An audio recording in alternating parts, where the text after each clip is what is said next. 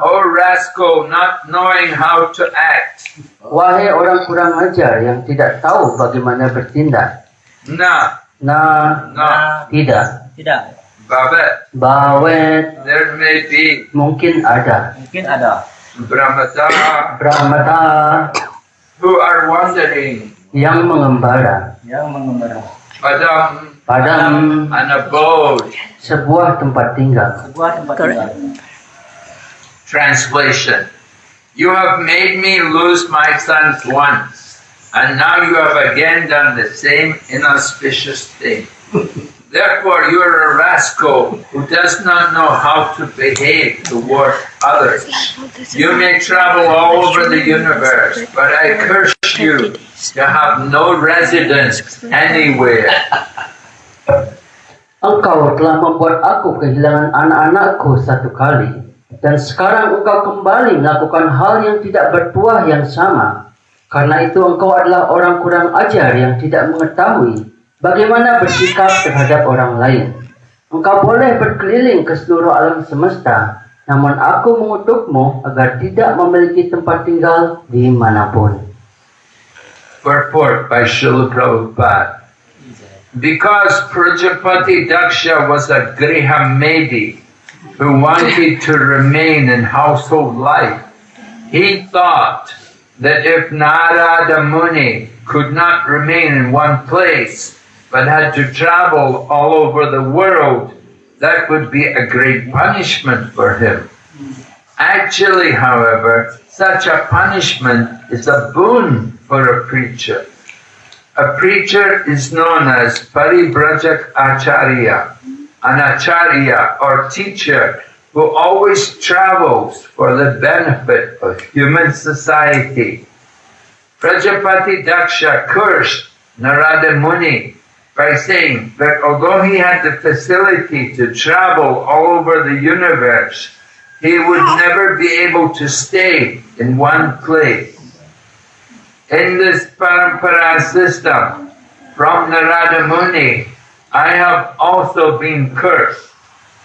Although I have many centers that would be suitable places of residence, I cannot stay anywhere, for I have been cursed by the parents of my young disciples. Since the Krishna consciousness movement was started, I have traveled all over the world 2 or 3 times a year, and although I am provided comfortable places to stay, wherever I go, I cannot stay anywhere for more than 3 days or a week. I do not mind this curse by the parents of my disciples, but now it is necessary that I stay in one place to finish another task. This translation of Srimad Bhagavatam. If my young disciples, especially those who have taken sannyas, if they will take charge of traveling all over the world, it may be possible for me to transfer the curse of the parents to the young preachers, like Narada Muni and his own disciples.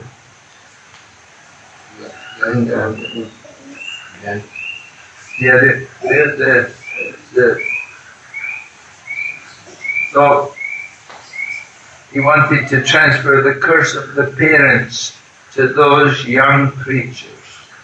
Then Prabhupada said, then I may sit down conveniently in one place for the work of translation. Terjemahan. Karena Prajapati Daksa adalah seorang Grihamedi yang ingin tetap dalam kehidupan berumah tangga, ia berpikir bahwa jika Narada Muni tidak bisa menetap di satu tempat, namun harus mengembara ke seluruh dunia, itu akan menjadi hukuman yang berat baginya. Akan tetapi sebenarnya hukuman yang seperti itu adalah sebuah anugerah bagi seorang pengajar. Seorang pengajar dikenal sebagai Parivrajakacarya. seorang acarya atau guru yang selalu berkeliling demi kebaikan umat manusia. Prajapati Daksa mengutuk Narada Muni dengan mengatakan bahwa meskipun beliau memiliki fasilitas untuk berkeliling ke seluruh alam semesta, beliau tidak akan pernah bisa tinggal di satu tempat. Di dalam sistem parampara yang berasal dari Narada Muni, saya juga telah menerima kutukan yang sama. Meskipun saya memiliki banyak pusat pengajaran yang mungkin bisa menjadi tempat tinggal yang cocok, saya tidak bisa tinggal dimanapun, sebab saya telah dikutuk oleh orang tua dari murid-murid saya yang masih muda.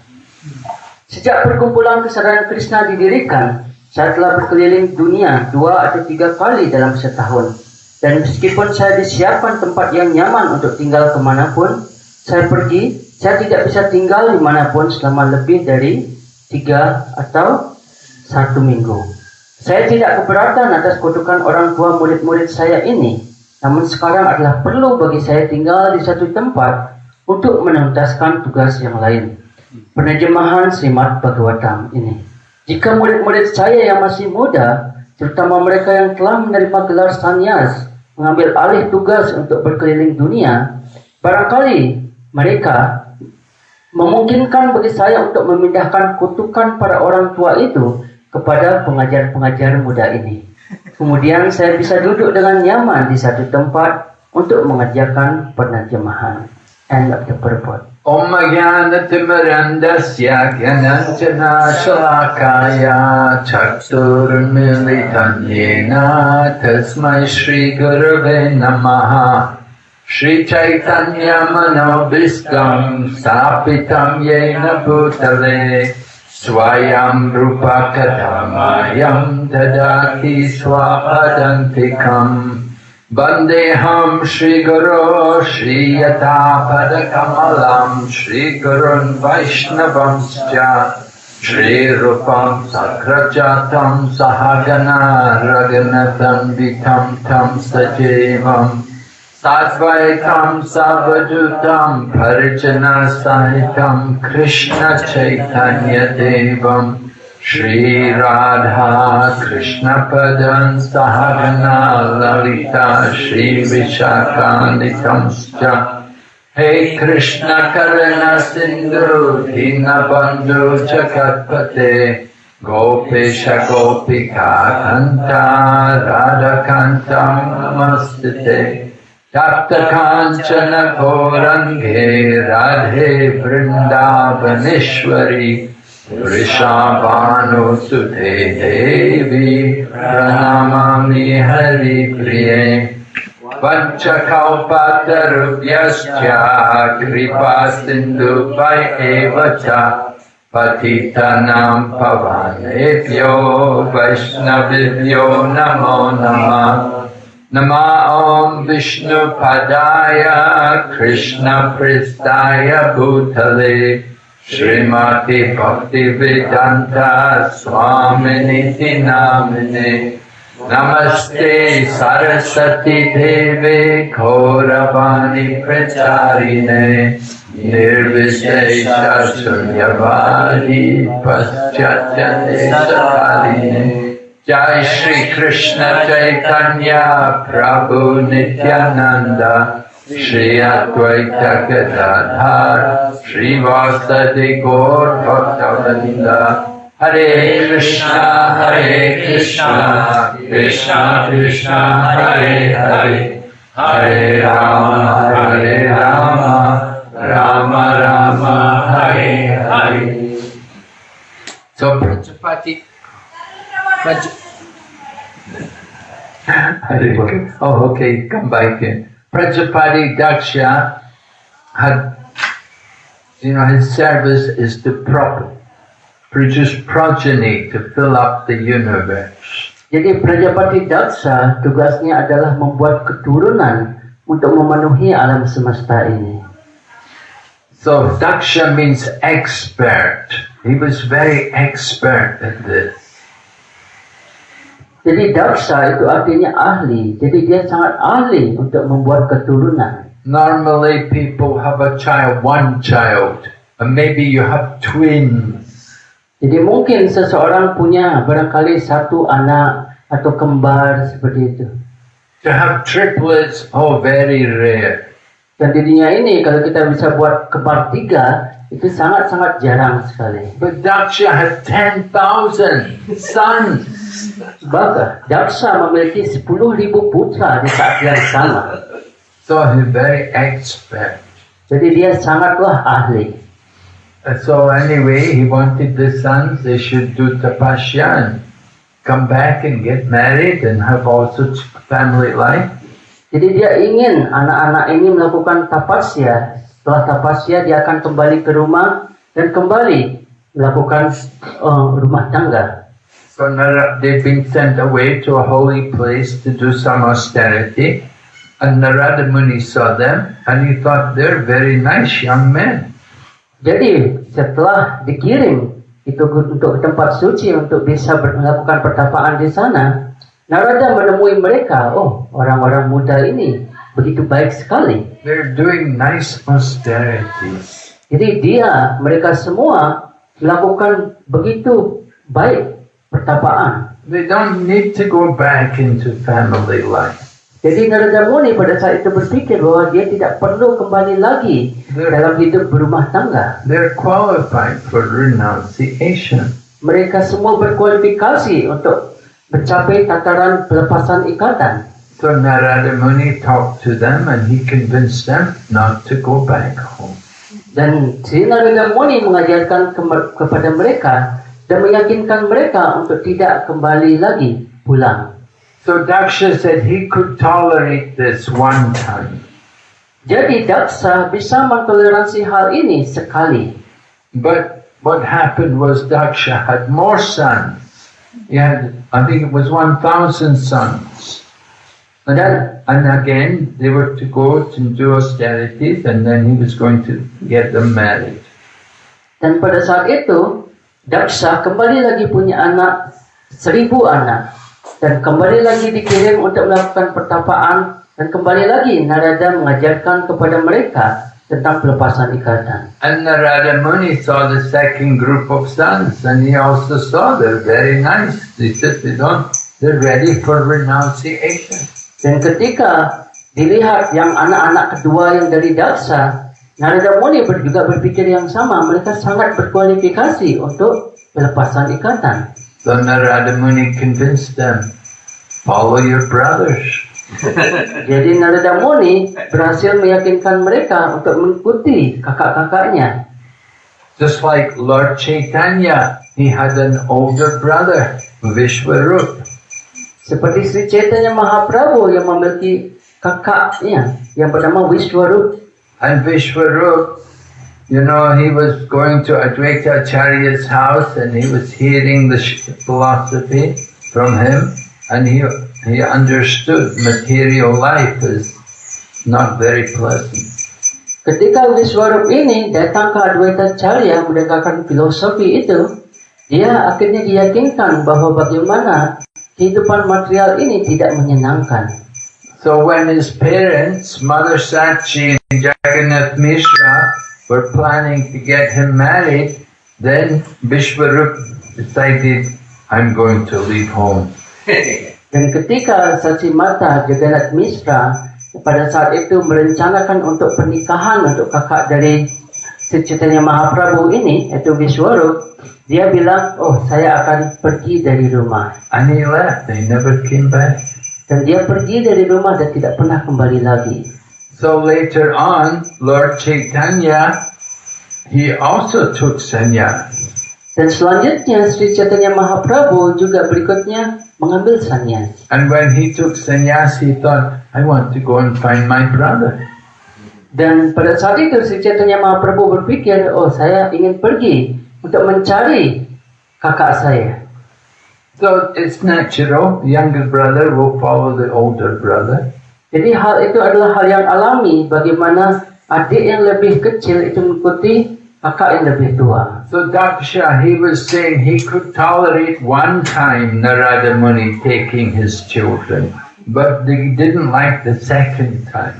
Benar. Pada saat itu Daksa menyebutkan, saya bisa mentoleransi ini satu kali, tapi tidak dengan kedua kalinya. So Daksha is very upset with Narada Muni. Jadi Daksa begitu kecewa dengan Narada Muni.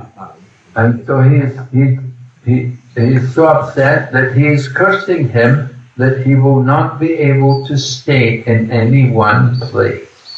Dan karena Daksa ini begitu kecewa dengan Narada Muni, dia mengutuk Narada Muni untuk tidak bisa tinggal di satu tempat. Actually, it's customary for sannyasis that they will just stay 3 days in one place. Namun itu suatu tradisi untuk para sannyas sesungguhnya. Dia biasanya hanya tinggal di satu tempat hanya dalam waktu 3 hari saja. When Prabhupada went to Kenya, he was staying in people's houses. They had no good place in the temple, so they arranged for Prabhupada to stay in different people's homes. Jadi ketika Srila Prabhupada mengunjungi Kenya pada saat itu, tidak ada tempel. Jadi Srila Prabhupada akan tinggal di salah satu tempat penyembah seperti itu bergantian. There's a lot of Gujarati people living there in Kenya, and they arranged Prabhupada he could go there and stay in different people's houses. Jadi di Kenya itu banyak orang-orang Gujarat. Jadi di sanalah Srila Prabhupada disediakan untuk tinggal berpindah-pindah dari satu rumah ke rumah yang lainnya. But Prabhupada would only stay 3 days in each house. Dan Srila Prabhupada hanya tinggal 3 hari di setiap rumah itu. Every 3 days he moved to another house. Jadi setiap 3 hari beliau akan pergi ke tempat yang lain. And Prabhupada explained, he said, for 3 days people can tolerate. Dan Srila Prabhupada bilang apa? Kalau 3 hari orang-orang itu masih bisa bertoleransi. But if it's more than 3 days, then it becomes trouble for them. Jadi kalau lebih dari 3 hari ini akan menjadi masalah untuknya. So Narada Muni is he's being cursed by Daksha that he cannot stay anywhere and for any length of time. Jadi Daksa ini mengutuk Narada Muni untuk tidak bisa tinggal di satu tempat dimanapun itu. And Prabhupada is explaining that for a preacher like Narada Muni, this is a blessing. Untuk Srila Prabhupada menyebutkan dalam penjelasannya, untuk para pengajar seperti Narada Muni, ini sesungguhnya karunia. Because when you stay in one place for a length of time, you become attached to a place. Karena apa? Ketika kita tinggal di satu tempat selama kurun waktu yang lama, kita menjadi terikat dengan tempat itu. And you want to make your own comfortable situation there. Dan kita ingin membuat suatu tempat yang nyaman untuk kita di sana. No, this is my room, this is my place, and you have everything the way you want it. Jadi di sini adalah kamar saya, ini tempat saya, dan saya ingin itu dibuat sedemikian rupa untuk kenyamanan saya. And we get very attached. Kita menjadi sangat terikat. And that material attachment is a bondage to the material world. Dan keterikatan material ini membuat kita terikat dengan dunia material. Prabhupada was on a morning walk one day, and they came fast. There was this big tree growing at the side of the road, and there was a lot of birch stool on the ground under the tree. Jadi suatu ketika Srila Prabhupada ketika berjalan-jalan pagi, beliau menemukan ada suatu pohon di bawahnya itu ada semak-semak. So Prabhupada saw it and he said to the devotees, "What does this tell you?"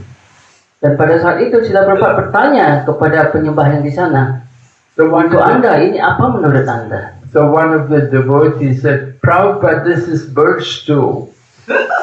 Ini Srila Prabhupada, ini adalah kotoran dari burung. So Prabhupada said, "Yes, I know that. Srila Prabhupada bilang, iya saya tahu hal itu. But what does it tell you?" Tapi apa? Ini menyebutkan tentang apa? The devotees were. They didn't know. Jadi pada saat itu, para penyembah menjadi bingung dan mereka tidak tahu. So Prabhupada told the devotee, he said, "This tells us that even the birds are attached to passing stool in one place." Ini menceritakan kepada kita bahwa bahkan burung itu juga terikat untuk membuang kotorannya di satu tempat. They'll come to the same place every day and pass through. Dan dia akan datang di tempat yang sama setiap hari untuk membuang kotoran.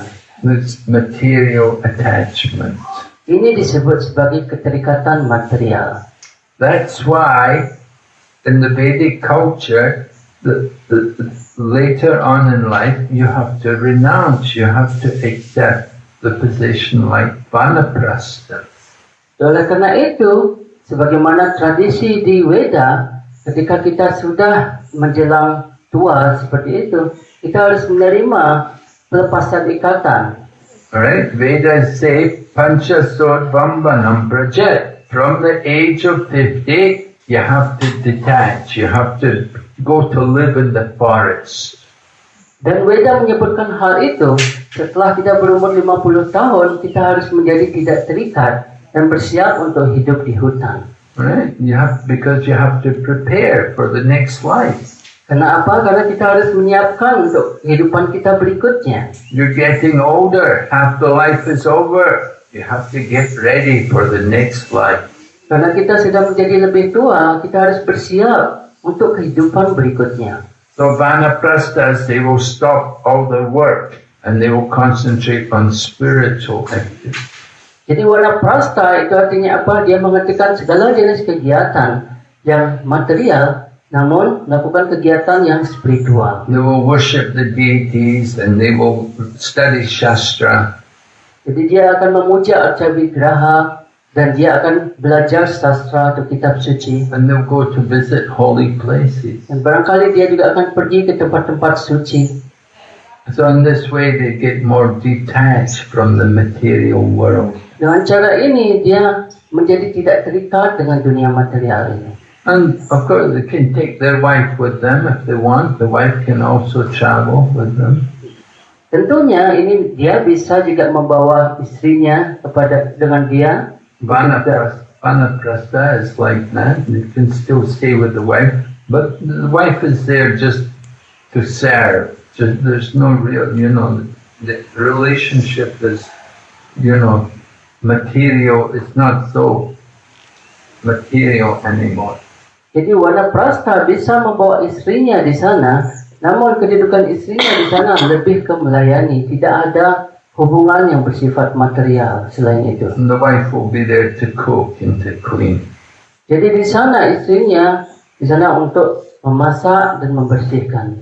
But the husband's focus is on devotion to the Supreme Lord and worship of the deity and study Shastra. Namun fokus dari suaminya adalah bagaimana melayani Krishna dan fokus terhadap pembelajaran sastra atau kitab suci. And so this is how you prepare for the next life. Dan beginilah cara kita untuk menyiapkan kehidupan berikutnya. We get detached from the comfortable little situation. Jadi kita menjadi tidak terikat dengan sesuatu yang nyaman. And that's why we do things like parikrama. You go on the parikrama. You go to Mayapur or Vrindavan and do parikrama. Oleh karena itu kita melakukan parikrama. Kita pergi ke Mayapur, kita pergi ke Vrindavan. Every day walking through the different holy places. Kita setiap hari itu kita berjalan ke berbagai tempat suci. And every night sleeping in a different place. Jadi setiap hari kita tidur di suatu tempat yang berbeda. That way we know you lose all the attachment. Dengan cara ini kita melepaskan semua keterikatan kita. So Narada Muni, when he got cursed, he could not stay in any one place. He was quite happy about it. Jadi ketika Narada Muni mendapatkan kutukan ini, Narada Muni disebutkan berbahagia dengan hal ini. Because for him, he doesn't want to stay in any one place very long. Jadi untuk Narada Muni, dia tidak ingin tinggal di satu tempat dengan kurun waktu yang lama. It said, a rolling stone gathers no moss. Can you translate that? It's an English saying. A rolling stone gathers no moss. Jadi apa namanya, batu yang terus bergerak tidak akan ada lumutnya. Because the stone is rolling. If the stone stays in one place, the grass grows over the moss, over the stone. It gets covered by the grass. Karena apa? Ketika ini batu ini tinggal di satu tempat seperti itu, tidak bergerak, itu akan lumut juga akan ada di sana. But if the stone is moving all the time, then the grass doesn't grow around it.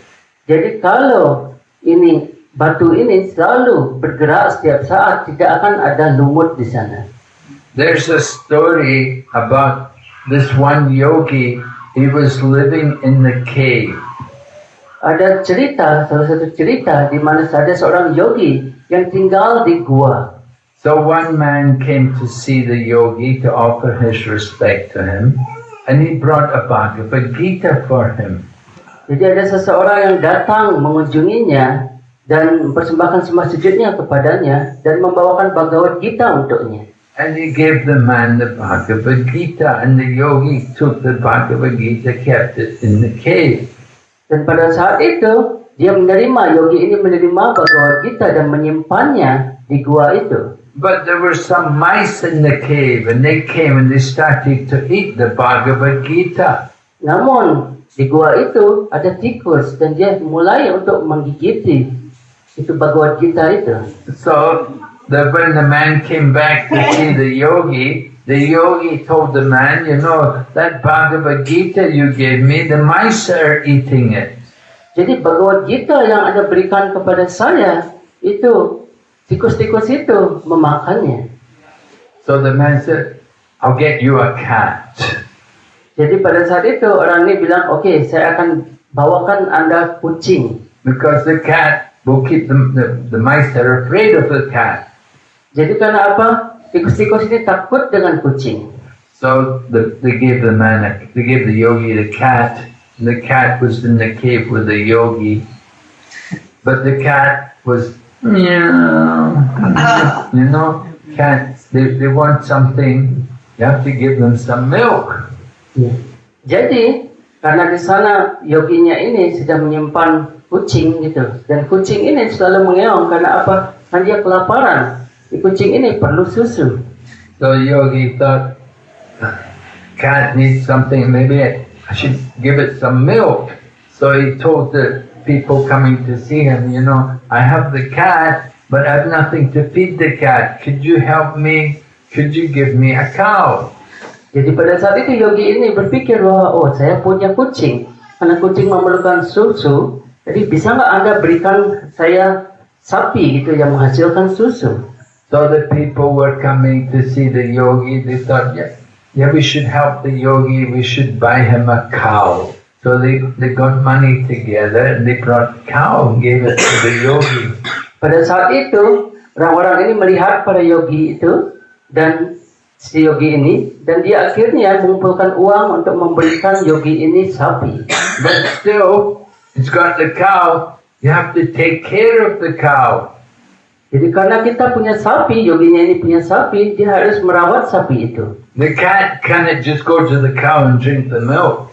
Jadi tentunya ini kucing ini nggak bisa langsung pergi ke sapi dan minum susunya. Somebody has to milk the cow, and you have to feed the cow, you have to clean the cow. Jadi orang tuh harus bagaimana memerah susu sapinya, memberikan dia makan dari sapi ini. And to keep cow, it's a lot of work. Jadi untuk kita menyimpan sapi seperti itu, memelihara sapi, itu perlu kegiatan, perlu kerja yang lebih. You have to cut the grass to give to the cow. Jadi kita harus memotong rumput seperti itu untuk memberikan kepada sapi. Cows need a lot of water every day. They drink a lot of water. You have to make sure they get enough water. Jadi sapi ini memerlukan air yang cukup setiap harinya. Kita harus juga memiliki air itu yang cukup. So the yogi had a cow, but he thought, who's going to take care of the cow? Jadi sekarang yogi ini memiliki sapi dan mulai berpikir siapa yang akan memelihara sapi ini. So then they told the yogi, we'll get you a wife. Dan pada saat itu orang ini bilang apa? Oke, sekarang saya akan bawakan atau carikan Anda istri. So they brought the girl for the yogi and said, she will take care of the cow for you. Jadi orang ini bilang bahwa, oh ya, ini saya akan bawakan istri, dan istri ini yang akan melayani sapi ini, yang merawat sapi ini. So the girl was staying with the yogi, and the girl was saying, I'm not just going to stay here, I want some children. I'm not going to just stay here, take care of the cows. I got to have some children. Pada saat itu, istrinya di sana, yang merawat sapi itu, dan istrinya bilang, saya nggak hanya tinggal saja di sini, saya perlu anak. And so then the yogi had to give some children for the girl. Jadi yogi ini harus memberikan anak kepada istrinya ini.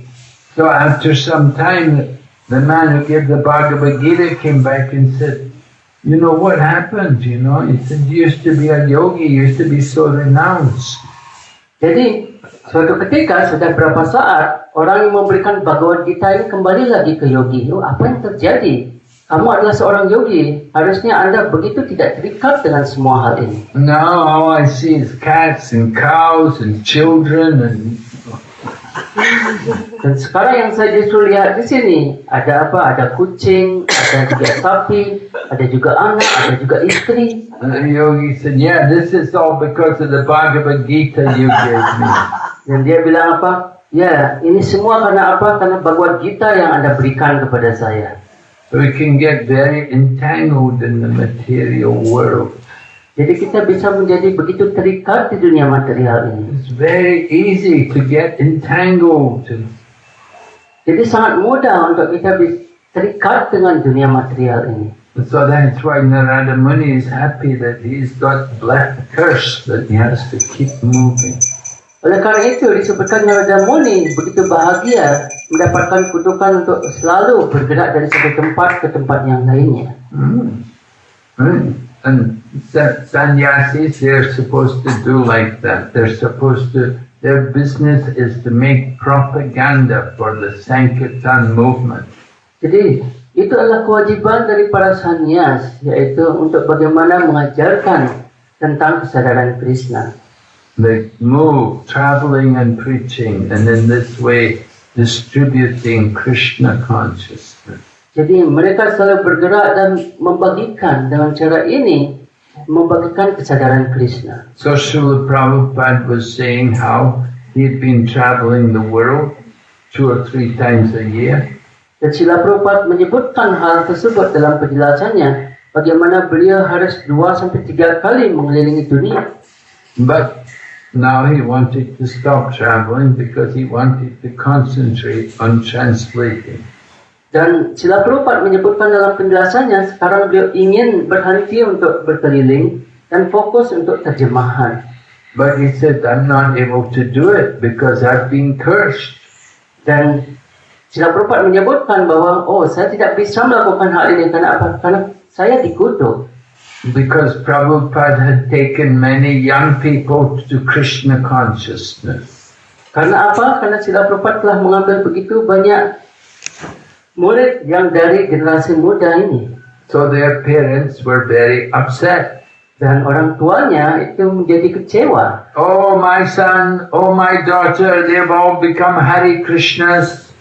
Jadi ini anak-anak saya yang perempuan dan laki-laki ini menjadi sadarakan Krishna. They're not caring about me, they're just doing their travel, they're just in the temples and singing and dancing all day. Dan dia tidak peduli dengan saya dan dia hanya tinggal di temple. Dia menyanyi dan menari sepanjang hari. They said it's all the fault of that Swamiji. Ini semua kesalahan dari Swamiji itu. So we curse that Swamiji. Jadi kita mengutuk Swamiji itu. He should never stay in one place. Dan dia tidak akan bisa tinggal di satu tempat. Don't come and stay. Jadi jangan tinggal di sini. So people come, you know, visit many places. They'll say, oh, come and visit us. Jadi kadang-kadang seorang datang dan menyebutkan bahwa mengundang, oh ya datang ke sini dan tinggal bersama kita. But nobody says come and stay. Tapi tidak ada yang bilang bahwa untuk datang dan tinggal di sana. They say come and visit, stay a few days.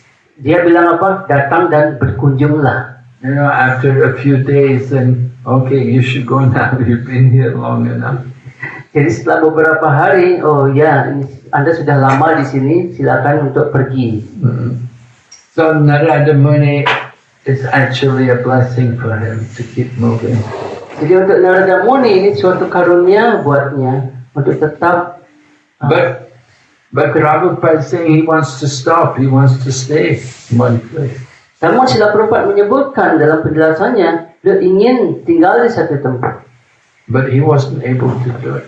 Namun beliau tidak dapat melakukan hal tersebut. He was asking his disciples, especially the sannyasis, to take the curse for him. Jadi pada saat itu Srila Prabhupada meminta terutama para sannyas, murid-muridnya, untuk mengambil kutukan ini. Right? If you get cursed, then you can always try to pass the curse off, give it to somebody else. If somebody is very kind, maybe they'll take your curse. Jadi ketika kita menerima kutukan seperti itu, kita bisa memberikannya kepada orang lain ketika dia ingin menerimanya. And you see examples of that in Srimad Bhagavatam. Jadi kita bisa lihat contoh itu ada di Srimad Bhagavatam. Right? The trees took the sinful reactions for Indra. Jadi pohon-pohonan itu mengambil reaksi dosa dari Indra. And from the trees you get sap. Jadi dari pohon kita mendapatkan getah. They took a benediction that you could take branches from the tree and put them in the ground, the tree will grow. Jadi kalau kita ambil batang dari pohon itu dan kita tempatkan di tanah, dia akan tumbuh. But because they got the benediction, they got the curse also, that the sap would come from the tree. Jadi dia juga mendapatkan karunia dengan cara ini, pohon-pohonan, tapi juga dia mendapatkan kutukan, yaitu dia akan mengeluarkan getah. And water got the benediction that it could mix with everything. Jadi air itu mendapatkan karunia, dia bisa bercampur dengan apapun. You can put water in the flour and make dough. You can put water in the milk. And water mixes with everything. Jadi air itu kita bisa campur dengan tepung. Air itu juga kita bisa campur dengan susu. The water also had to take a curse. That there will be bubbles and foam in the water. Jadi air ini juga menerima kutukan. Jadi akan ada gelembung di sana. And women got the benediction that they could enjoy lusty desires even during pregnancy. Dan para wanita mendapatkan karunia itu dia bisa menikmati nafsunya bahkan pada saat hamil seperti itu. So their curse was the monthly menstruation. Namun kutukannya adalah dia akan menerima menstruasi. There was one more. What's the other thing? The fourth thing. Land. Desert, right? The land. You know, you can see land everywhere. There's ditches, but you can move the earth and you can make it all flat. You know, the land may not be very level, and there may be ditches and holes, but you can move the earth around and you can fill up the holes. Jadi ini tanah itu dikutuk untuk tidak memiliki yang datar seperti itu. Namun karunianya adalah dia bisa tetap dipindahkan. And their curse, the curse on the land was desert. You couldn't grow anything there. Jadi kutukan untuk tanah ini adalah apa? Gurun pasir ya. Yeah, it said in the desert you cannot perform any sacrifice there. Jadi disebutkan di gurun pasir kita tidak bisa melakukan korban suci di sana. It's considered an impious, inauspicious place. Karena itu disebutkan sebagai tempat yang tidak mujur. So like that, there's many ways where people get curses and benedictions. Jadi seperti itu, Banyak juga disebutkan di mana seseorang mendapatkan karunia juga mendapatkan kutukan. We've seen Narada Muni curse Nala Kubera and Manigriva, the two sons of Kubera. He cursed them to become trees. Narada Muni kita juga lihat di Srimad Bhagavatam, dia mengutuk Nalakuera dan Manigriva untuk menjadi pohon.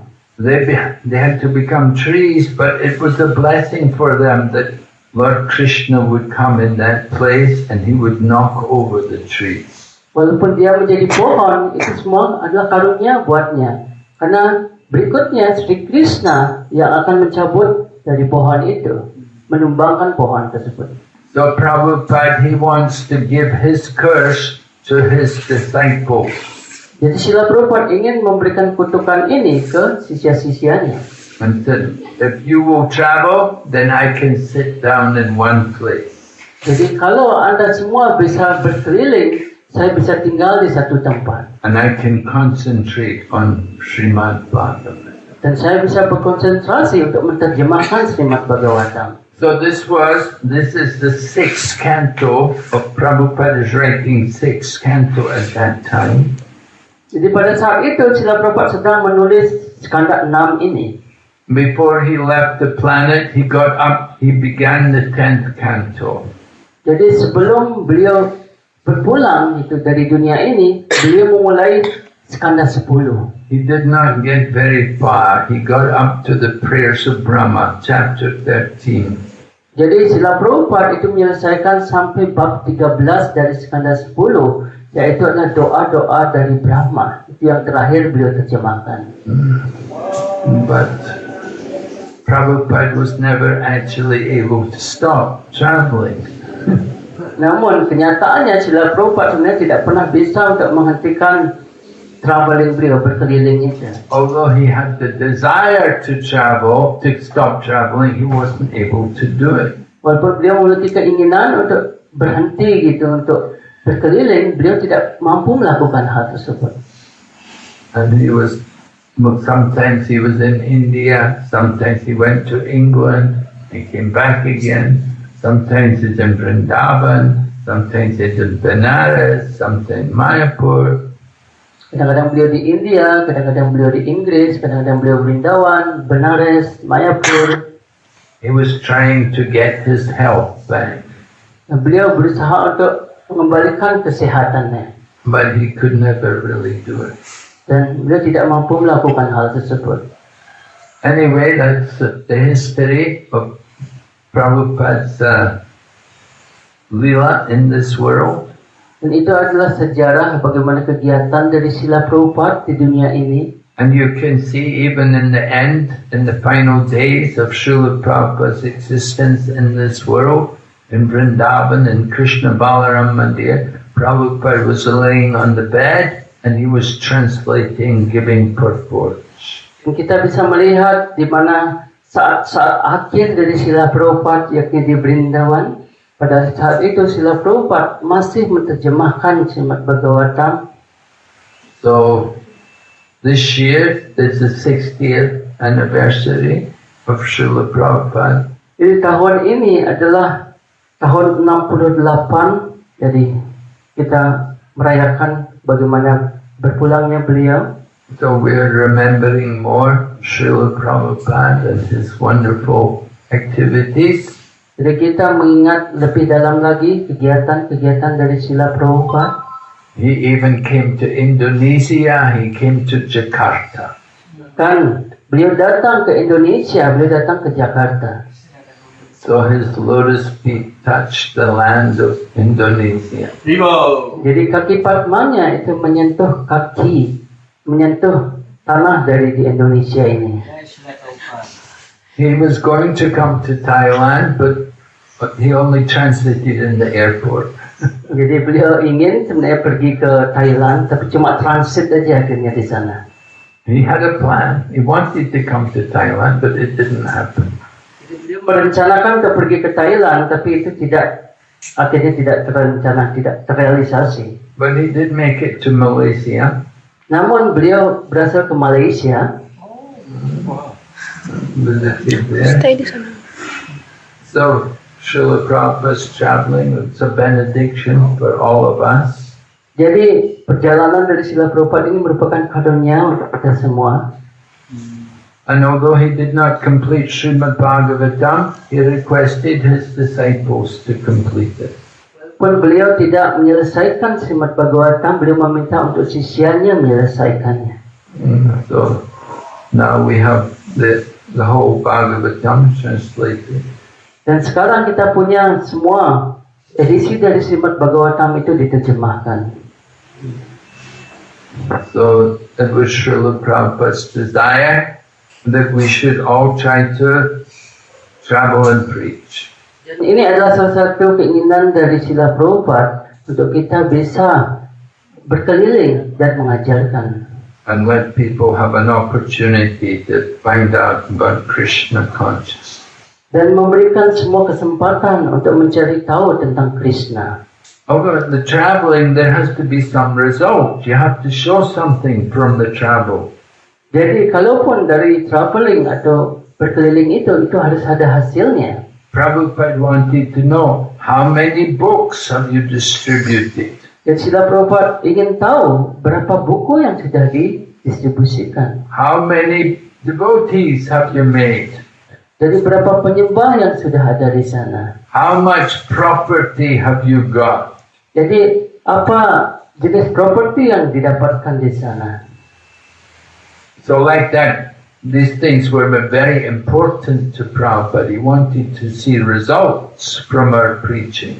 Jadi Srila Prabhupada menginginkan hasil dari pengajaran ini. Not that we just have kirtan and people come and eat prasadam and go. Jadi tidak hanya kita buat kirtan seperti itu, orang datang dan pergi. No, we want to distribute books. They should help us to distribute the books also. Jadi kita ingin ini mereka juga mendistribusikan buku dan membantu kita mendistribusikan buku. We cannot do all the book distribution ourselves. Jadi kita tidak bisa melakukannya sendiri distribusi buku ini. But everyone who comes to temple, and if they're coming regular, we can request them. We will give you some books. We want you to distribute them and pay for them. Jadi yang rutin itu barangkali datang ke temple, kita juga bisa memintanya untuk bisa membantu dalam distribusi ini. Right? They're the congregation. It's the duty of the congregation to distribute the literature. Jadi itu adalah tanggung jawab dari kongregasi atau penyembah-penyembah yang ada di sana untuk mendistribusikan buku. And we need to have more programs, preaching, outreach programs, going out to different places to meet the people. Jadi kita perlu untuk pergi ke tempat-tempat yang berbeda, mengunjungi orang-orang di sana. Mahaprabhu said, Nagar Adigram, every town and village. So there are many villages here in Simaraja. Dan Sri Chaitanya Mahaprabhu menyebutkan bahwa ini di setiap kota dan desa. Jadi begitu banyak desa di Singaraja ini. Simaraja is nearly half of Bali. Singaraja itu setengah dari Bali. So it's a big place.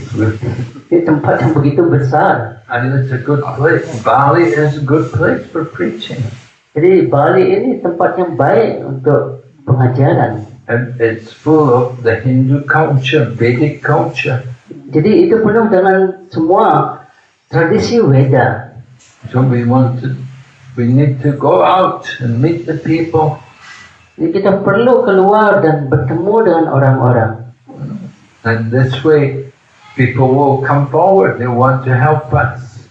Dengan cara ini orang akan datang untuk membantu kita semua. I was in South India, in Kerala, and the capital city in Kerala is Trivandrum. Jadi suatu ketika Maharaj datang ke India Selatan di Kerala, itu ibu kotanya Trivandrum. So in Trivandrum now they have 18 temples. Di Trivandrum saat ini dia itu punya 18 temple. Initially it was one temple, now they have 18. Dulu itu punya hanya satu saja di sana, sekarang 18. Just like the Christian, they make a church, they open it on Sunday for a few hours. Jadi sama seperti para Kristen itu, dia punya gereja dan dia membukanya setiap hari Minggu untuk beberapa jam. So we can make also Krishna conscious centers, open them once a week for programs. Dan kita juga bisa punya center-center seperti itu yang satu kali dalam seminggu itu bisa buka. And once you get people, once they open the place up, they start to have a program. After a while, people will start to come. Jadi ketika kita membuka tempat baru, kita punya program di sana, setelah beberapa waktu, orang akan mulai datang ke sana. There's so many people around. There's many people looking for something who don't know about Krishna. Jadi begitu banyak ada orang dan orang yang juga mencari tentang sesuatu, mencari tentang Krishna. So we go out and have some people make a little center and start to have a program and invite people. Jadi kita harus pergi keluar dan buat center itu dan buat program di sana. People start to come. Dengan cara ini orang akan mulai datang. And then it will grow, more and more people. Dan ini akan bertumbuh lebih banyak lagi. This is the Bhakti Vriksha. Ini disebut sebagai Bhakti Vriksha. Right, you have the tree, and from the tree there's many seeds. Jadi Anda punya pohon, dari pohon itu begitu banyak ada cabangnya. So the seeds can be planted, they will come up, another tree will grow. Jadi ada benih-benih itu dan dari benih-benih itu juga akan begitu banyak pohon juga akan tumbuh. So like this we want to expand the Krishna conscious mission. Jadi dengan cara ini kita ingin mengekspansi kesadaran Krishna ini. More and more Krishna conscious centers. Jadi semakin banyak center-center kesadaran Krishna. In the beginning you start with a couple of people, but gradually get more and more people. Jadi kita barangkali mulai dengan beberapa orang saja, tapi berikutnya akan begitu banyak orang. Just like in Bali, in the beginning only 1 or 2 people came, and then it started, they got more people. Sama seperti di Bali, itu barangkali dimulai dari beberapa orang. Sampai sekarang begitu banyak ada yang mengikuti. Now we have some centers in different places. Dan sekarang kita memiliki center di tempat-tempat yang berbeda. This is the center in the north. Ini adalah center di utara. But it doesn't have to be the only center. We can have many centers. Tapi ini tidak harus itu menjadi satu-satunya center. Kita bisa punya banyak center. And you will find more and more people will start to take interest in Krishna consciousness. Jadi kita akan menemukan bagaimana begitu banyak orang juga tertarik dengan Sri Krishna. You know, people are coming here. Prabhu told me they're coming, sometimes driving motorbike 2 hours to come here. Jadi orang-orang biasanya datang ke sini itu kadang-kadang menggunakan motor 2 jam untuk datang ke temple. So they're coming so far away. Jadi dia datang itu dari jarak yang jauh. They should make a center in their place. Jadi dia harus juga buat center di tempatnya. They should have program. Dia harus punya program. And then gradually you'll get more people coming. Dengan cara itu begitu banyak juga orang yang akan datang. So in India, like in Trivandrum, Kerala, South India, people there, it's a communist state. They're not very pious or religious. Trivandrum itu dikenal dengan komunis, tempat yang komunis itu. But now, more and more centers opening. Namun sekarang yang terjadi begitu banyak center itu dibuka di sana. And we're finding people to be devotees. Selalu ada seorang yang ingin menjadi penyembah. So 18 centers in one city. Jadi 18 center di satu kota. India like that, it's so many Krishna conscious centers everywhere. Jadi begitu banyak center kesadaran Krishna di mana-mana. So Bali is also Hindu. Jadi Bali ini juga Hindu. A lot of Vedic culture is here. Jadi banyak tradisi Veda juga di sini. We can have many centers. Jadi kita bisa memiliki banyak center. We just have to encourage people to do these things. Jadi kita hanya perlu mendorong orang-orang untuk melakukan hal ini. Bhakti Raghava began like that, preaching first of all in Bengal. Jadi Bhakti-Ragawan Swami Maharaj mulai hal yang sama. Pertama di Bengal, and then he went South India. dan beliau ke India Selatan, Now it's all over the world. dan sekarang di seluruh dunia. We can make many centers. Kita bisa memiliki banyak center. We have a lot to do for the service of Lord Chaitanya.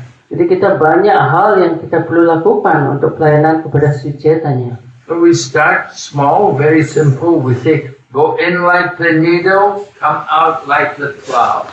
Jadi kita harus masuk seperti jarum dan keluar seperti gajah. Bajak. Yeah, but in the beginning, 1-2 people come, just one madanga, kartal. Start small. Pertama barangkali orang datang dengan berdangga dan kartal. But gradually it can grow, more people will come. Jadi secara bertahap itu akan berkembang.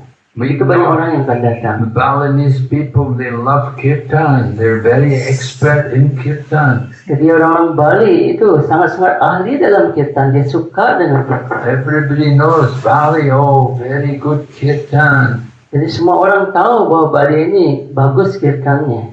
We have to go and do kirtan in these different places, meet the people, find people interested, get them to start having regular programs. Jadi kita harus pergi di tempat-tempat ini dan mencari orang yang barangkali tertarik, dan mereka juga memiliki program yang teratur di tempat mereka. Somebody donated this villa for us. Jadi seorang sudah mendonasikan villa ini untuk kita semua. Certainly other places there will be people who are willing to give some land or some small house. Jadi pastinya di tempat-tempat yang lain juga ada orang yang berkeinginan yang sama, memberikan mungkin tanahnya, rumahnya.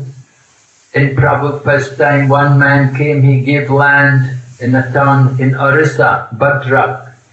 Jadi suatu ketika ada juga yang datang ke Srila Prabhupada memberikan tanahnya di Bhadrak. So Prabhupada time, there was no devotees there was nothing going on.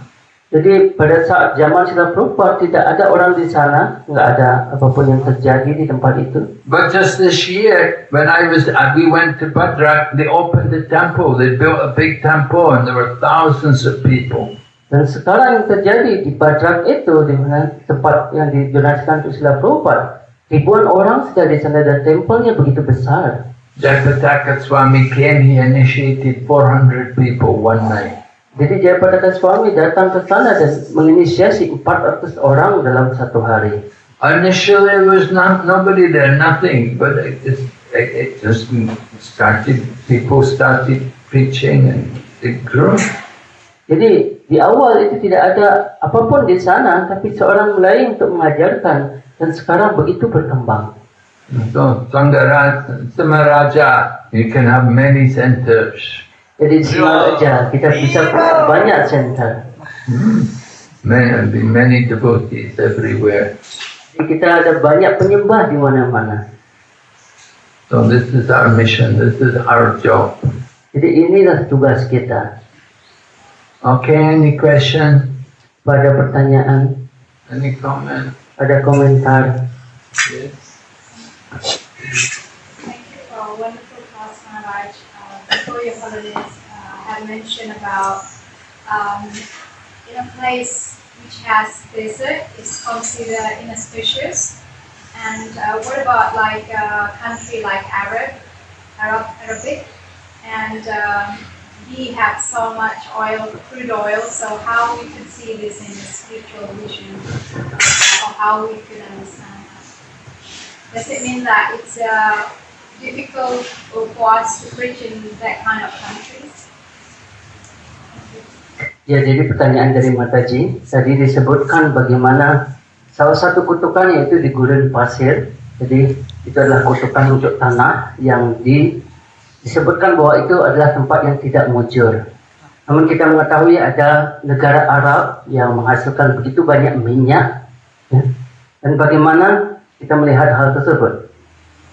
Yes, they have petrol, but how long will the petrol last? Jadi ya, dia punya minyak, tapi berapa lama minyak itu akan bertahan? They're enjoying just now the petrol, but they know also in the future that their petrol will be exhausted. Mungkin sekarang dia sedang menikmati itu minyak itu, namun dia juga mengetahui bahwa suatu saat nanti ini juga akan habis.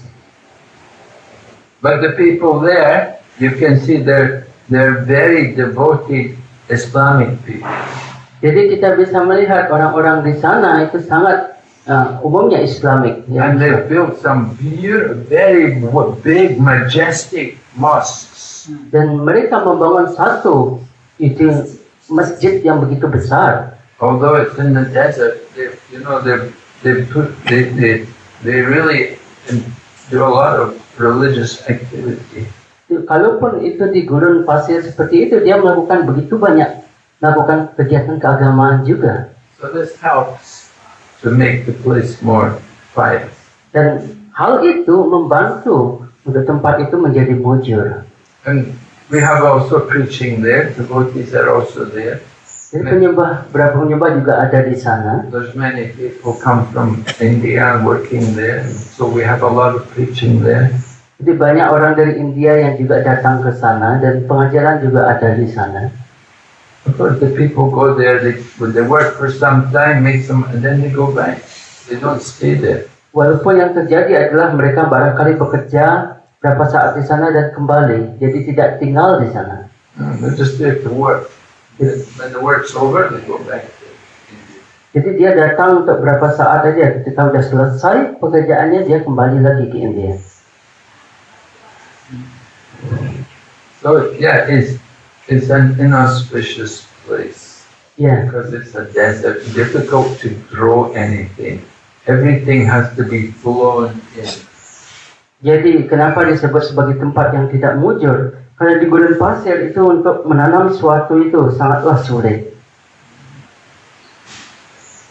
Everything has to be imported, boats full of everything. Di semua itu harus diimport. Ya.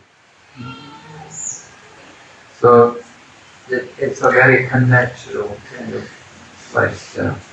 Jadi itu sesuatu yang tidak alami. The Arab people, the original inhabitants there, they're very few. Not many. The inhabitants there in the desert, not many people. Jadi sebenarnya yang di gurun pasir itu, yang original, yang aslinya itu hanya beberapa saja. And how would they live? Before they got petrol, but before the petrol was developed, and because now they have petrol, they have a lot of money. But before, when the petrol was not being used, the people were just like nomads. They were just living in the desert. Jadi pada saat itu sebelum ini minyak itu diketahui atau dikenal dan digunakan, orang-orang pada saat itu hanya tinggal di gurun pasir seperti itu. Pindah-pindah. And they can grow, some places they can grow dates. Di beberapa tempat dia bisa menumbuhkan kurma. So, not very easy. Tidak begitu mudah. But generally, people there also they will eat meat. They have to eat because it's so difficult to grow vegetables. Jadi karena sulit untuk bisa menumbuhkan tumbuh-tumbuhan di sana sayur mayur seperti itu, biasanya mereka akan makan daging. So they get goats. The goats are shipped from India, and then they sacrifice the goats. And they eat the goat meat. Jadi itu kadang-kadang kambing yang didapatkan dari India, dia juga mengorbankan kambing itu. So that's not good way of living. Jadi itu tidak cara hidup yang baik. It's not recommended to live in the desert. Jadi tidak direkomendasikan untuk kita bisa tinggal di gurun pasir seperti itu.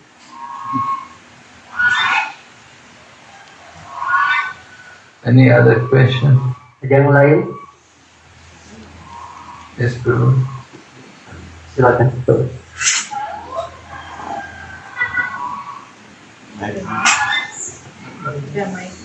Baik, Terima kasih. Mungkin saya lebih dulu memperkenalkan diri. Saya belum seorang penyembah.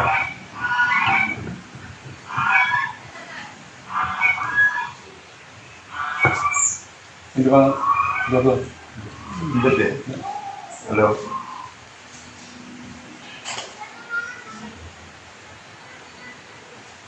Sudah on nih?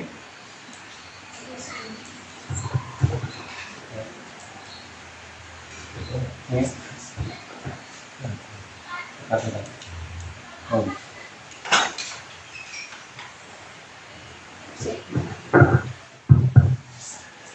Terima kasih atas waktunya. Mungkin saya memperkenalkan diri bahwa saya saat ini bukan seorang penyembah atau belum sebagai seorang penyembah. Namun demikian saya sangat mendukung kegiatan-kegiatan kesadaran Krishna ini. To introduce myself, I'm not yet a devotee, but I'm really encouraged this Krishna consciousness movement. Lanjut. Kemudian saya perkenalkan diri bahwa saya berlatar belakang jurnalis atau wartawan. I'm also a journalist, reporter. Ya, tadi dijelaskan bahwasanya ke depan perkembangan secara singkat Hare Krishna diharapkan lebih maju lagi, tidak cukup hanya satu center di Singaraja, tetapi beberapa center. If this was being explained by you, it's not enough only one center in Singapore, there should be many centers. Namun kenyataannya tidaklah semudah yang dibayangkan. But the reality is not that easy. Walaupun masyarakat Bali umumnya atau kebanyakan atau dominan adalah Hindu, namun mereka justru sangat menentang sekali kesadaran Krishna. Mostly all of them are Hindus, but also they are against Krishna. Bahkan gubernurnya itu sangat anti dengan Hare Krishna dan sampradaya lain, termasuk juga staf ahli beliau. Other stuff, the government also against Krishna. Karena dalam persepsi mereka, Hare Krishna itu dikatakan sebagai orang menuhankan orang. Dalam hal ini Srila Prabhupada dikatakan sebagai menuhankan orang. Because in their perspective, they maintain a person as a god, Srila Prabhupada as a god. They cannot accept.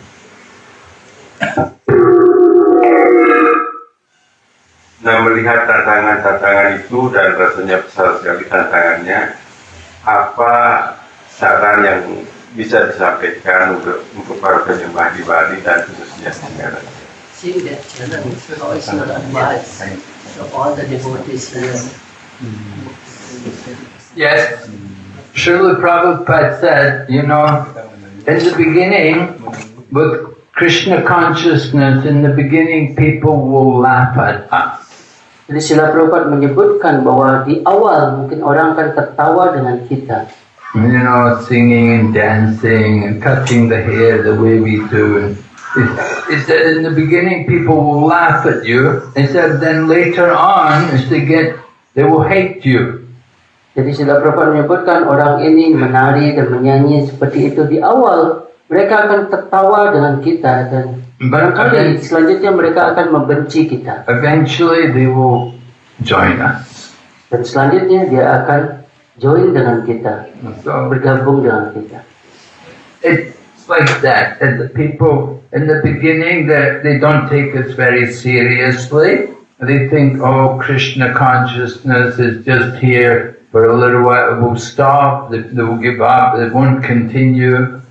Mereka berpikir bahwa kesadaran Krishna ini tak akan berlanjut setelah beberapa saat. But then they see it continuing, going on, and growing and expanding, more and more people. Namun kenyataannya ini selalu berkembang dan begitu banyak orang sekarang. So materialistic people don't like it, they hate it. Oh, you Hare Krishna people, we don't like you. Yeah.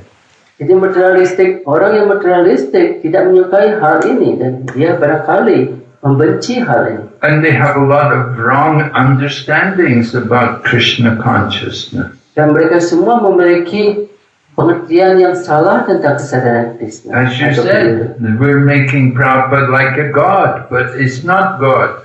Jadi seperti yang disebutkan oleh Anda bahwa kita membuat Srila Prabhupada sebagai Tuhan, namun bukanlah seperti itu. He's representative of God, Beliau adalah representatif atau perwakilan dari Tuhan, but he's not God. tapi beliau bukanlah Tuhan. And whatever we offer to him, he offers to God. Jadi apapun yang kita persembahkan kepada Srila Prabhupada persembahkan kepada Krishna, Tuhan. We can see God there on the altar, he's on top. Jadi kita bisa melihat Tuhan di sana di altar, di paling atas. And Prabhupada is on the bottom. Dan Srila Prabhupada di paling bawah. You see, so he's Prabhupada. Prabhu means Krishna, and Pada means feet. So he's at the feet of Krishna. Prabu pada itu artinya apa? Pada itu kaki. Prabu itu Krishna. Dia selalu di bawah kaki Padma dari Sri Krishna. So he's not God, Jadi dia bukanlah Tuhan, but he represents Krishna. namun beliau mewakili Tuhan. And whatever we offer to him, it's not for him, but he gives it to Krishna. Jadi apapun yang kita persembahkan kepada Srila Prabhupada bukan untuk beliau, tapi beliau berikan kepada Krishna. Just like you have the governor here in Bali. Jadi seperti halnya di Bali Anda punya gubernur. So we may give something to the governor of Bali, but it's not for the governor. He will give it to the prime minister. Jadi barangkali kita memberikan kepada gubernur Bali sesuatu, namun dia bukan untuk dia juga akan berikan kepada Perdana Menteri. He may receive on behalf of the country, but it's not for him. Jadi barangkali dia menerima hal tersebut untuk mewakili negara itu, tapi bukan untuk dia. The same way we offer to Prabhupada, he's a medium to Krishna. Jadi sama halnya kita persembahkan kepada Srila Prabhupada karena Srila Prabhupada medium, perantara untuk Krishna. It's not for Prabhupada, but it's for Prabhupada to give to Krishna. Jadi bukan untuk Srila Prabhupada, namun untuk Srila Prabhupada berikan kepada Krishna. He's like the secretary of God. Beliau seperti sekretaris dari Tuhan. Right? So you want to give something to God, you give it to the secretary gives it, he gives it. Jadi ketika kita ingin memberikan sesuatu kepada Tuhan, kita berikan kepada sekretarisnya dulu. Sekretarisnya akan menyampaikan kepada Tuhan. We want to meet the prime minister, very difficult. Jadi kalau kita ingin bertemu dengan Perdana Menteri itu sangatlah sulit. But if you know the one minister or you know the secretary, then they can introduce you. Namun kalau kita mengetahui sekretaris, salah satu sekretaris seperti itu, beliau bisa membantu kita untuk memperkenalkan kepada Perdana Menteri ini. So spiritual teacher is important. Jadi guru spiritual itu penting. He's the one connecting us. Karena apa? Guru spiritual ini yang menghubungkan kita. So people generally, they don't know, they're not familiar with everything, and they have wrong information. Jadi umumnya seseorang tidak mengerti tentang hal ini, dia mendapatkan informasi yang keliru. So gradually, when they find out more, then they'll actually take to Krishna consciousness. Jadi ketika mereka akan mencari lebih lanjut, mereka akan mengambil atau mengikuti kesadaran Krishna. In the beginning, it's difficult for them. Jadi untuk di awal barangkali sulit buat mereka. In China, they say, "Wan Shi Kai Tou Nan." Everything is difficult in the beginning. Di Cina itu disebutkan apapun itu sulit di awal. Right? You want to do anything, it's in the beginning very difficult. Jadi apapun yang Anda ingin lakukan itu di awal itu pasti sulit. But gradually it comes. Jadi namun bertahap itu menjadi lebih mudah. So becoming Krishna consciousness is in everyone. Everyone is a part of God. Jadi kesadaran Krishna ini ada di setiap hati setiap orang. Jadi karena apa? Semua bagian dari Tuhan. So even the Islamic people, they're appreciating Krishna consciousness. Bahkan orang-orang Islam seperti itu, dia mengapresiasi kesadaran Krishna. because we don't eat pig. Karena apa? Kita tidak makan babi.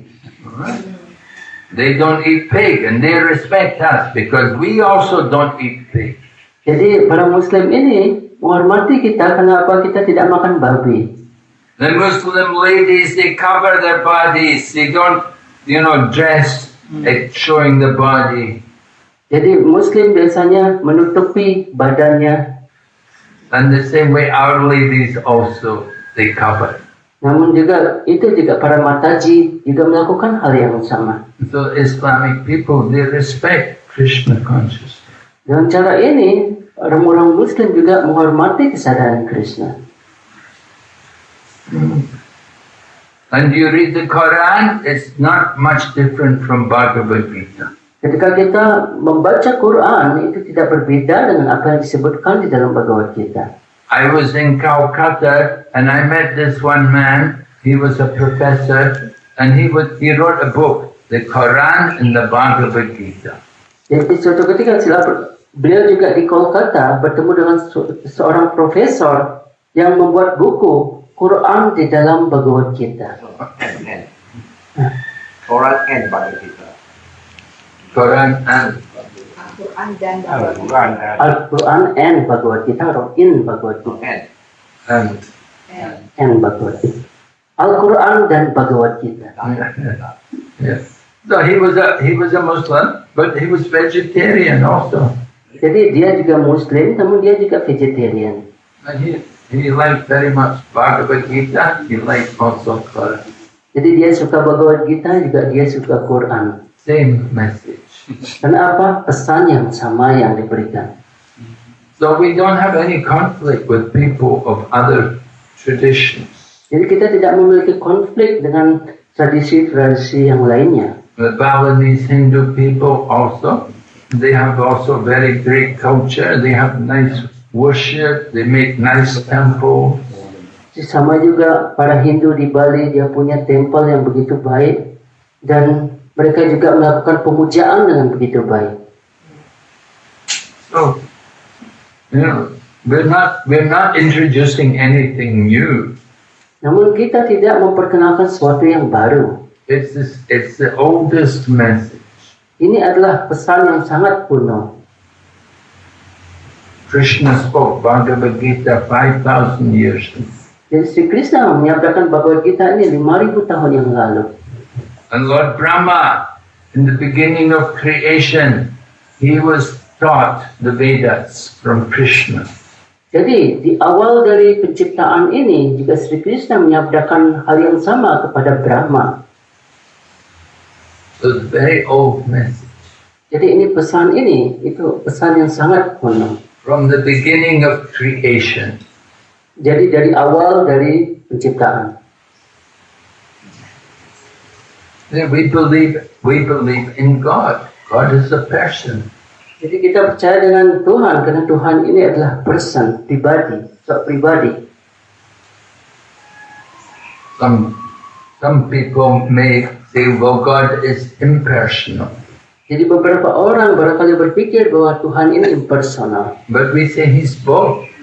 Tapi kita menyatakan apa? Beliau kedua-duanya.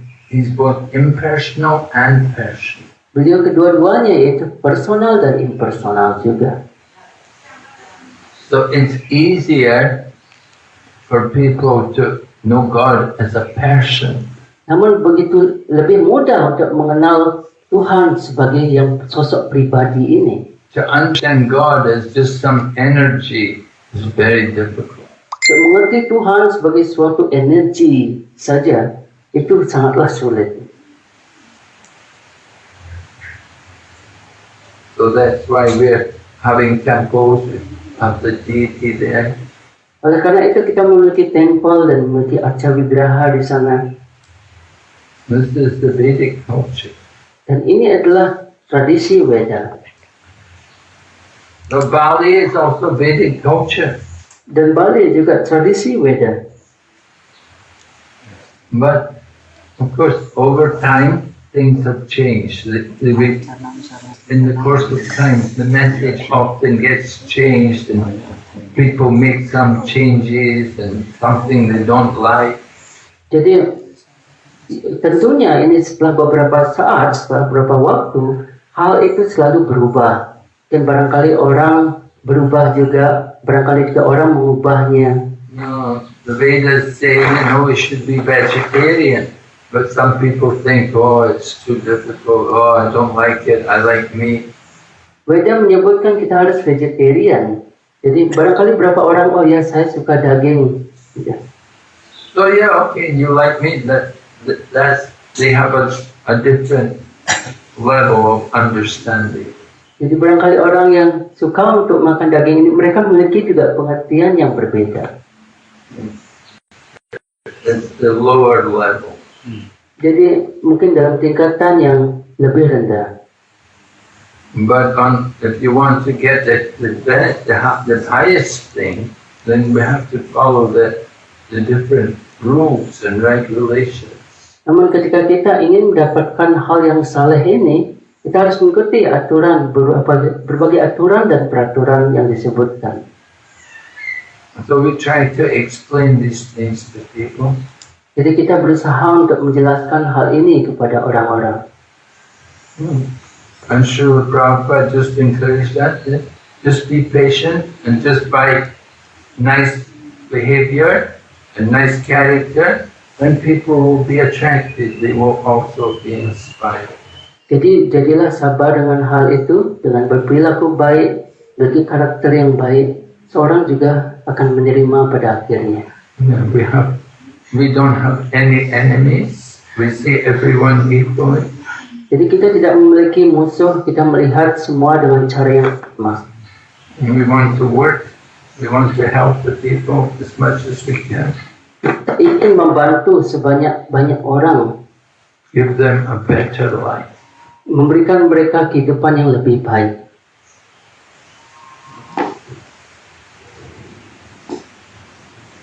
So this is our business is that to try to give to the people, to give them a better life. Jadi itulah tugas kita, yaitu memberikan kehidupan yang lebih baik untuk orang lain.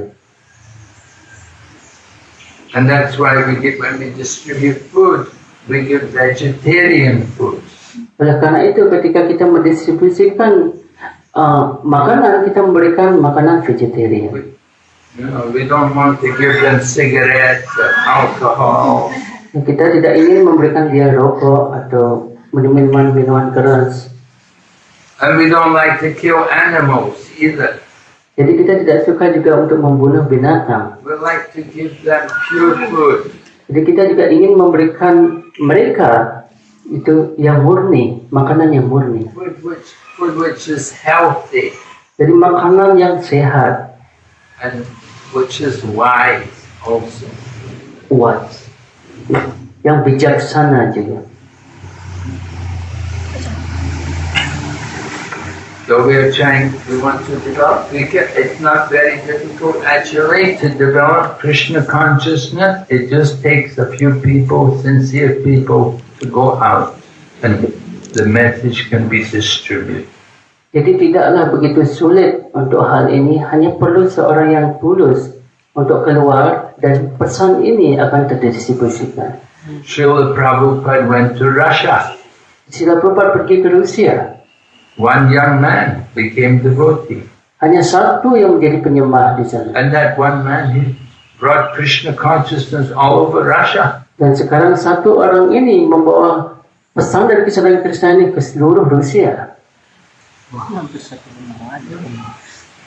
So certainly Indonesia, very great country. Dan itu juga di Indonesia, jadi negara yang juga besar. Many souls are here. Banyak jiwa di sini. Big population. Jadi populasinya begitu besar. We want to give them Krishna consciousness. Kita ingin memberikan mereka kesadaran Krishna. We want to teach them they can also benefit by chanting the holy name. Jadi mereka juga akan mendapatkan manfaat dalam mengucapkan nama suci Tuhan ini. Okay. Hare Krishna. Hare Krishna. Prabhu, then sedikit ya. he has another question. Okay. Yeah. Ya, mungkin kalau ini perkiraan apa yang sebenarnya, katakanlah para penyembah di Bali saat ini 2%. Prediksi Maret, kira-kira berapa tahun lagi kita bisa mencapai 5% misalnya, atau bahkan lebih. Kemudian saya sambungkan lagi dengan avatar. Pengertian avatar di Bali itu menganggap bahwa itu adalah bagian dari Tuhan yang menjelma ke bumi. The understanding of the avatar in Bali is that it's part of the big Lord, which is descend in this world. Krishna adalah salah satu avatar. Krishna is one of the avatars. Mengapa itu dianggap sebagai Tuhan tertinggi dalam kesadaran Krishna? Why? Can I see message? The Lord. Di sinilah letak apa namanya kesulitan besar ketika kita menghadapi orang lain.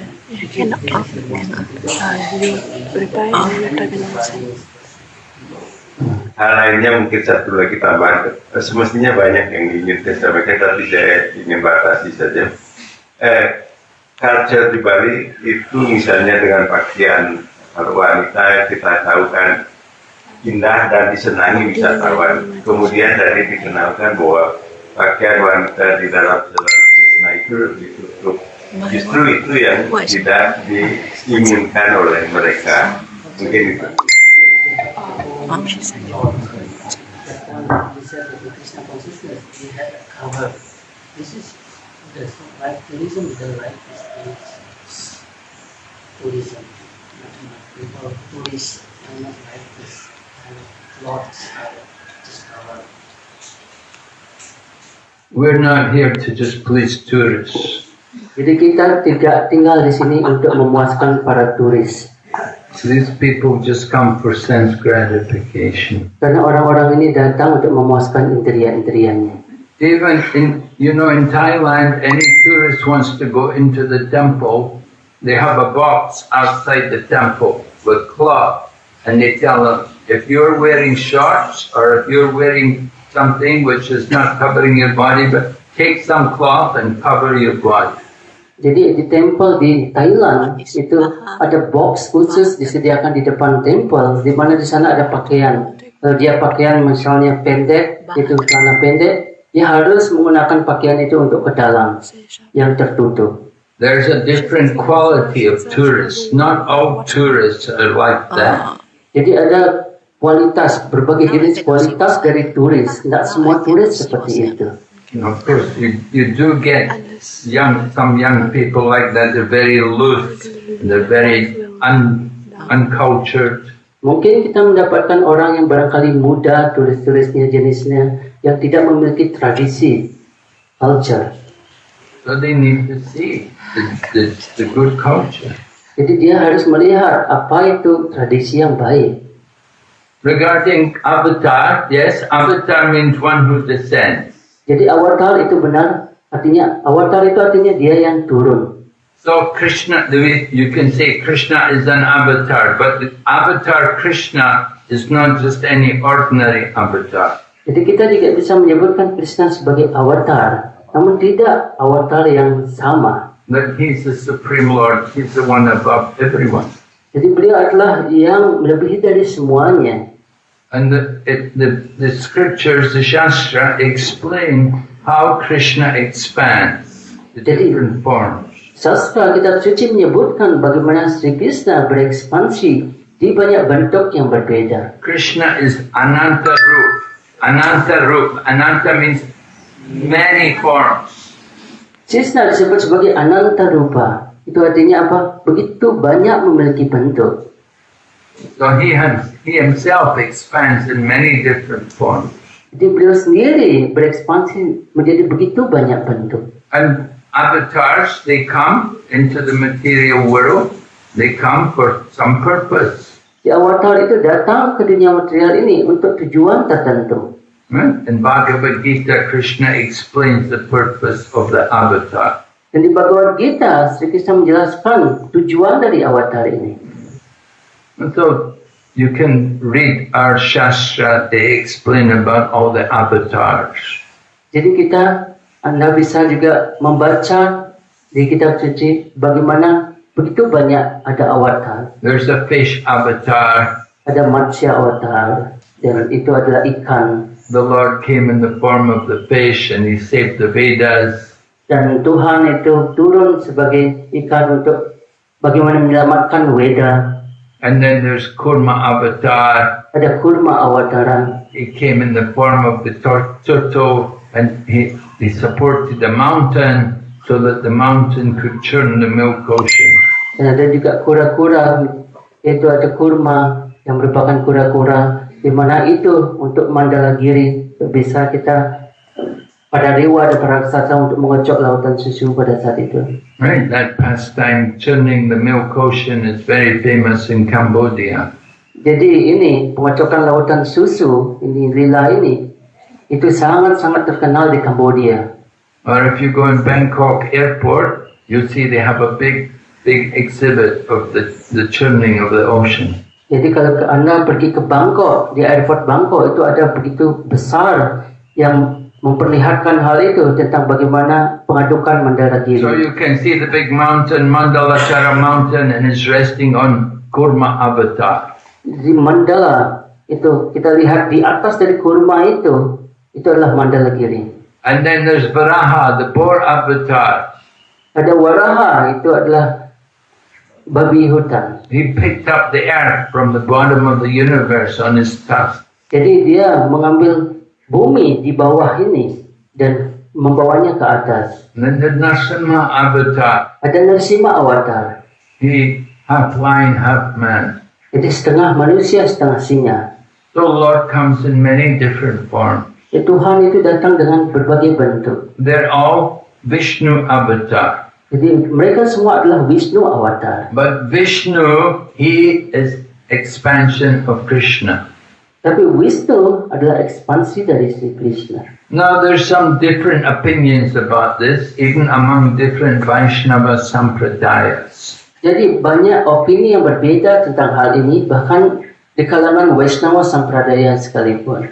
Like if you go to the Lakshmi Sampradaya, they will say Vishnu is the supreme. Kalau kita pergi ke Laksmi Sampradaya, mereka akan menyatakan bahwa Wisnu itu adalah yang tertinggi. And they will say Krishna is avatar from Vishnu. Dan mereka akan menyebutkan Krishna adalah avatar dari Sri Vishnu. But we say Vishnu is expansion from Krishna. Namun kita menyebutkan Wisnu ini adalah ekspansi dari Krishna. Krishna is the original. Jadi Krishna adalah yang asal mula. And this is supported with evidence from Vedas. Dan hal ini disebutkan dalam kitab suci Veda. So Lord Krishna, when he comes in this world, he's avatar. Jadi ketika Sri Krishna datang ke dunia ini, beliau adalah avatar. But he's not just simply Vishnu avatar. Jadi beliau tidaklah hanya Wisnu avatar. So there are different qualities that you can understand who is the supreme. Jadi dengan kualitas-kualitas yang berbeda, kita mengerti bahwa siapa yang tertinggi. And it said, Lord Brahma, he has 50 out of 64 qualities. Disebutkan Brahma memiliki 50 kualitas di antara 60 kualitas. Lord Shiva, he has 55 out of 64 qualities. Jadi Shivaji memiliki 55 di antara 64 kualitas. Lord Vishnu, he has 60 out of 64. Jadi Sri Vishnu disebutkan memiliki kualitas 60 kualitas di antara 64 kualitas. But we only find all the 64 qualities, they're all there in Krishna. Namun kita hanya menemukan 64 kualitas secara sempurna itu ada di Krishna. So in this way we establish the supreme position of Lord Krishna. Dengan cara ini kita mengutarakan bagaimana kedudukan Sri Krishna. Of course, a lot of people, they only understand up to a certain point. They only understand up to the impersonal teaching. Walaupun banyak orang juga hanya mengerti sampai tingkatan impersonal, fitur yang impersonal dari Tuhan. But we have to understand God is not only impersonal, He is also a person. Tapi kita harus juga mengerti bahwa Tuhan tidak hanya impersonal, tapi Dia juga person. Just like you and I, we're all persons, we're all individuals. Seperti Anda dan saya, ini adalah person, pribadi, kita individual. And the same way there's one supreme person over everyone. Jadi di saat yang sama juga ada supreme person, jadi pribadi yang tertinggi di antara semuanya. And that is stated in Vedas. Dan hal itu disebutkan di dalam Weda. So we support everything with evidence from Shastra. Jadi kita mendukung semuanya dari apa yang disebutkan di dalam. We're not just only teaching something just according to Prabhupada, but everything is supported with evidence from Shastra and from the great acharyas of the past.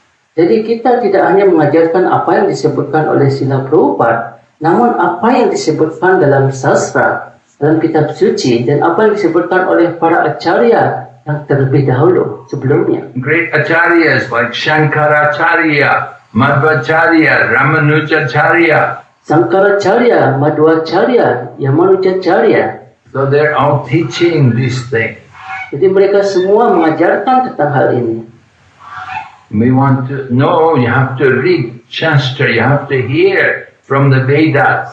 Jadi kalau kita ingin mengerti, kita harus membaca sastra ini dan mendengar Weda. So we have many books, you should take some, you can read them. Jadi kita memiliki banyak buku, jadi barangkali bisa itu juga dibaca. Did you read any of our books? Jadi ada buku yang dibaca. Sering baca Bhagavad Gita. Rio. Ya. Yeah, every day I read Bhagavad Gita. Good. Very good. Mm-hmm. So Bhagavad Gita is the beginning. Then you go on to read the Bhagavatam. Jadi Bhagavad Gita itu di awal dan selanjutnya itu Srimad Bhagavatam. Mm-hmm.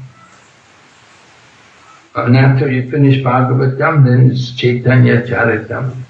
Jadi setelah menyelesaikan Bhagavatam itu ada Chaitanya Charitamrita. Iya, Pak. This. Sama itu terus.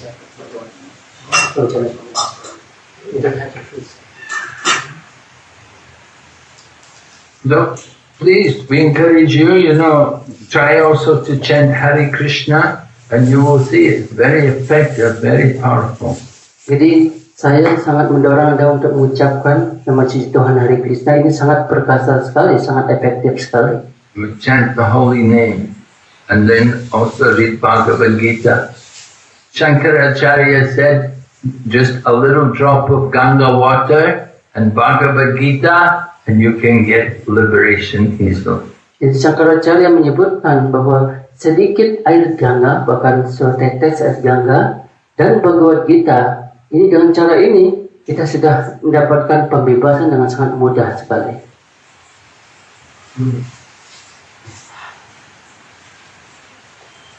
So there's so many nice things to be learned in Krishna consciousness. Jadi banyak hal yang perlu dipelajari juga dalam kesadaran Krishna. So it's very good that you have come to Krishna consciousness. Jadi bagus untuk Prabhu sudah datang ke dalam kesadaran Krishna ini. And certainly if you continue to study the Bhagavad Gita and take to the chanting of Hare Krishna mantra, then you will understand much more.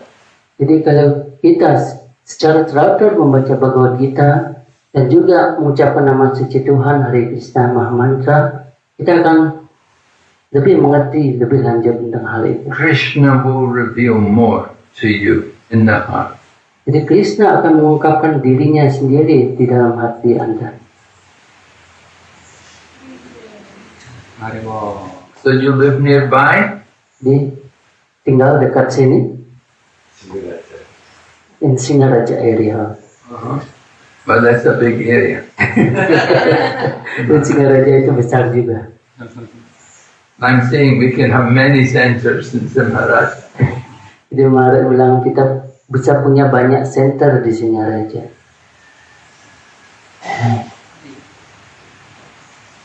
Okay. Thank you very much. Hare Krishna. Hare Krishna. Srila Prabhupada ki Jai. His Holiness Bhakti Vinasa Narasimha Maharaj ki Jai. Lord Bhakti ki Jai. Finish.